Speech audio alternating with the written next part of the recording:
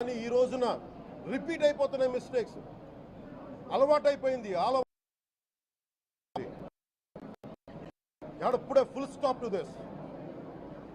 దీంట్లో ఒకరు నిందించట్లా. TTD board ఉంది, వైసీపీ కాన్స్టిట్యూట్ చేసిన టీటీడీ బోర్డు ఉంది.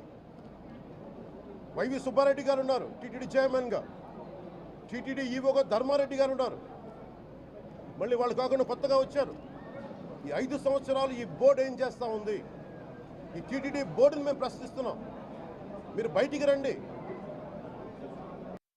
ఏం చేసి ఉండాల్సింది? వచ్చినప్పుడు మీరు పంపించండి ల్యాబ్స్కి. మీకు ఎవరైతే తప్పులు చేశారో వారి మీద మీరు చర్యలు తీసుకోండి అని చెప్పాలి. కానీ తప్పులు చేసిన వాళ్ళని వెనకేసుకొచ్చే విధానం ఏంటో నాకు అర్థం కావట్లేదు. ఇదాన్ని మార్చుకోవాలి. అంతేగాని మీరు అస్థిరత చేసే ఆలోచన కానే కాదు. ఇదే మీరు ఊహించండి. ఇంకా ఏ ధర్మం ఇలాంటి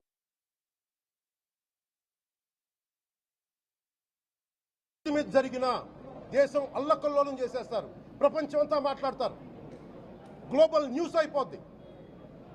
కానీ దేశంలో కోట్లాది మంది హిందువులు అపవిత్రమైతే, ఈ ప్రసాదం అపవిత్రమైతే ఒక్కరు కూడా మాట్లాడకూడదు. ఇది సెక్యులర్ వ్యవస్థకు విఘాతం అంటే హిందువులకి మనోభావాలు ఉండవా? ఇది ఒక్కరు నిందించట్లా. అసలు మీరు ప్రస్తావన చేయకూడదు, ఇది తప్పు, ఇది మాట్లాడకూడదంటే ఎట్లా? ఇదే వేరే మతానికి మీరు అన్వయిస్తారా? నేను అన్ని మతాలని సమానంగా గౌరవించేవాడిని, ఇస్లాంని గౌరవించేవాడిని, క్రిస్టియానిటీని గౌరవించేవాళ్ళం మేమందరం.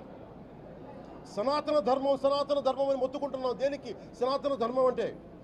సనాతన ధర్మానికి ఒకరు ప్రారంభించింది కాదు. ఇది ఒక వ్యక్తో ఒక కూర్చోబెట్టి ఒకరు స్టార్ట్ చేసింది కాదు. ఇది కొన్ని వేలాది సంవత్సరాలుగా అన్ని మతాలని, అన్ని విశ్వాసాలని అలింగనం చేసుకున్న నేల ఇది.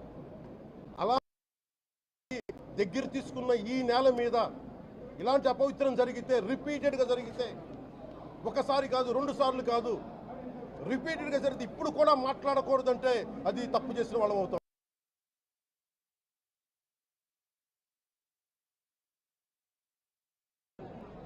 మేము కాదంటలా. టీటీడీ బోర్డు అప్పుడు టీటీడీ బోర్డు బాధ్యత తీసుకోవాలి.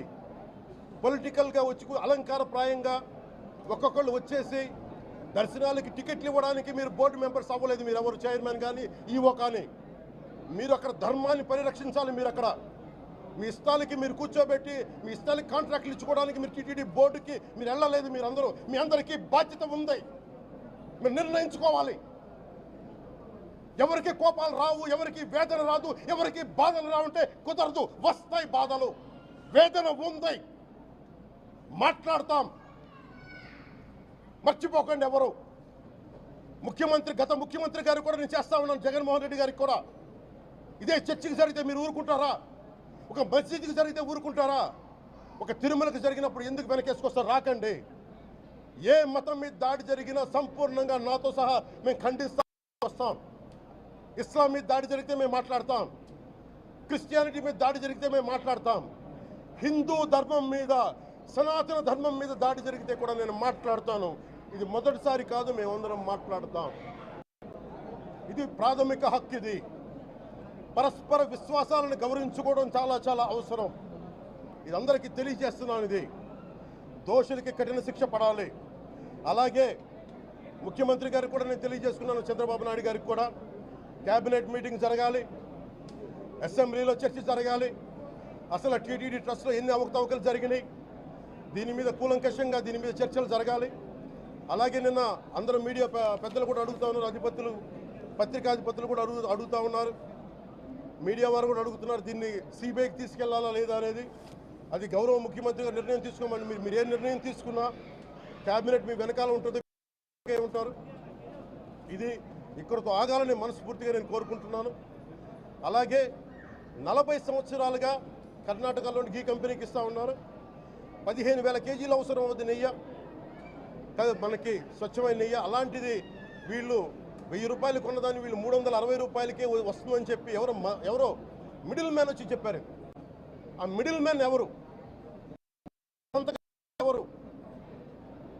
మీరు 1,00,000 లడ్డూలు మీరు అయోధ్యగా పంపించినప్పుడు మాట్లాడింది ఎవరు? చెక్ చేశారా? క్వాలిటీ చెక్ చేశారా? కోట్లాది మంది భగవంతుణ్ణి విశ్వాసం ప్రకటించే ప్రతి ఒక్కరి ఈ రోజున బాధకు గురయ్యారు. నాకు నిజంగా ఇంకో వేదన కూడా ఉంది. ఇది ఇంకొకరిని నిందించట్లా.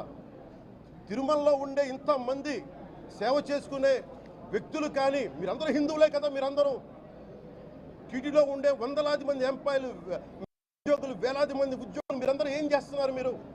మీరు హిందువులు కాదా? మీరు స్వామివారికి అపవిత్రం జరుగుతూ ఉంటే మీరు కల్తీ జరుగుతుంది మీకు తెలిసి కూడా మీరు ఎందుకు కాముకున్నారు? భయపడ్డారా వైసీపీ అంటే? వైవి సుబ్బారెడ్డి గారంటే భయపడ్డారా? ధర్మారెడ్డి గారంటే భయపడ్డారా? ఏ స్వామి అయితే మీకు ఆశ్రయం ఇచ్చారో ఆ స్వామికి అపవిత్రం జరుగుతూ ఉంటే మీరందరూ కామ్గా కూర్చునే మీకు ఎలా వచ్చింది? మీకు ఇది నేను సాటి హిందువులను కూడా నేను ప్రశ్నిస్తున్నాను. దీంట్లో ఇది ముందుగా ప్రతి హిందువు గౌరవించాల్సింది. దీన్ని మీ మతాన్ని మీరు గౌరవించుకోండి ఫస్ట్. ప్రతి హిందువు నేర్చుకోవాలి. ఇది ప్రతి హిందువు ఆత్మపరిశీలన చేసుకోవాలి. మీరు బయటికి రావాలి. తప్పు జరుగుతూ ఉంటే కూర్చొని చేతులు కట్టుకొని మనకెందుకులే అంటే ఇలాగే ఉంటాయి. ఇది మారాలి. నేను కూడా దీంట్లో భాగమే కాబట్టి నిజంగా నాకు ఇన్ని సమస్యలు చెప్పారు. ఇన్ని సంవత్సరాలుగా వైసీపీ మీద పోరాటాలు చేస్తున్నారు. రోడ్లు బాగలేదంటే మాట్లాడాం, రైతుకి సమస్యలు వస్తే మాట్లాడాం, గుడులు అపవిత్రం చేస్తుంటే మాట్లాడాం. కానీ ఏ ఒక్కరు కూడా బలంగా కూర్చొని టీటీడీ ఉద్యోగులు ఎవరైనా సరే ఇలా జరుగుతుంది అని తెలిసి కూడా కామ్కున్నారంటే మీరు మహా అపరాధం చేశారు. ఆ మహా అపరాధానికి నేను కూడా నాకు సంబంధం లేకపోయినా ఈరోజు నేను ప్రాయశ్చిత దీక్ష మొదలుపెట్టాను. ఈరోజు 11 రోజులు స్వామివారికి నేను క్షమాపణలు కోరుకుంటూ దీక్ష తీసుకుంటున్నాను. ఇది మారాలి, ఉండకూడదు అని కోరుకుంటూ సెలవు తీసుకున్నాను. నమో వెంకటేశాయ.